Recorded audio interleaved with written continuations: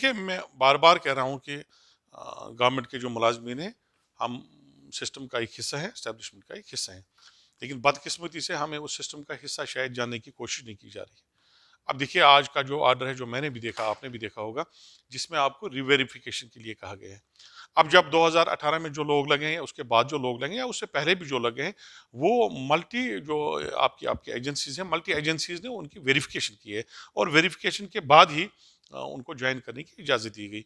उसके बाद आज से फिर री-वेरिफ़िकेशन करके और मल्टी एजेंसीज़ को इन्वॉल्व करके उनका ये देखना है कि उनकी उनकी प्रॉपर्टीज़, उनका उनका उनका कंडक्ट, उनके बाकी चीज़।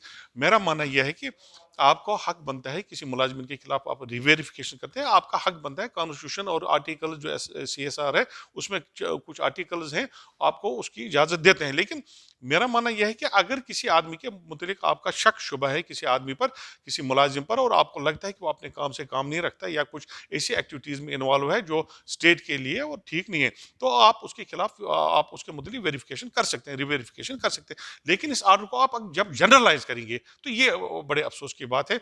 मैं बस एम्प्लॉय जॉइंट एक्शन कमेटी के प्रेसिडेंट में सरकार को बावर कराना चाहूँगा कि इस तरह का जो जनरलाइज आप करते हैं, इस तरह से मुलाजमीन इंटिमिडेटेड महसूस कर रहे हैं, हैरेस्ड महसूस कर रहे हैं, डिप्रेस्ड महसूस कर रहे हैं, जिसका बरह रास्त असर यहाँ के कामकाज पर दफ्तरों में पड़ता है। देखिए, तीन चीजें हैं। पहला ये कि चंद यहाँ पर टर्मिनेशन हुई आर्टिकल 311 के, उसका एक एक अपना एक तरीकेकार है। दूसरा 226 और 113, जिसमें लॉन्ग टाइम जो आपके एब्सेंटीज मुलाजमीन थे, उनके खिलाफ कार्रवाई की जा रही है। लेकिन आप जनरलाइज मत राड को करें। आप जब जनरलाइज करेंगे, हर मुलाजिम को इस जुमरे में लाने की कोशिश करेंगे और हर मुलाजिम पर आप शक करने की कोशिश करेंगे, तो सिस्टम कैसे चलेगा? इस सिस्टम को चलाने वाले लोग तो हम ही हैं। इस सिस्टम को चलाने वाले लोग तो मुलाजमीन है। जब मुलाजमीन पर आप शक की निगाहों से देखेंगे, उनके दिलों में शक शुबात पैदा करेंगे, उनको इंटिमिडेट करने की कोशिश करेंगे, उनको हैरेस करने की कोशिश करेंगे, उनको डिप्रेस करने की कोशिश करेंगे, तो जाहिर सी बात है कि वो एम्प्लॉय जॉइंट एक्शन कमेटी चूंकि रिप्रेजेंटेटिव बॉडी है एम्प्लॉयज की, तो हम इस पर रिएक्ट करेंगे और स्ट्रांगली रिएक्ट करेंगे। हमने पहले भी किया।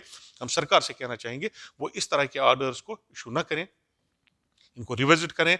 आपके पास ऑलरेडी प्रोविजंस हैं कि डील करने के मुलाजमीन के, जिसके मुख्तलिफ मामलात में आप डील करते हैं और आपके पास वो डील करने का मैकेनिज्म मौजूद है। उस मैकेनिज्म को चलने दें, लेकिन उस मैकेनिज्म को आप इस तरह से पेश करें, हर मुलाजिम को लगता है कि मेरे खिलाफ ऑर्डर हो रहा है, मुझसे शायद सरकार नाराज है और मुझ पर कार्रवाई करने जा रहे हैं। ये सिलसिला तर्क होना चाहिए।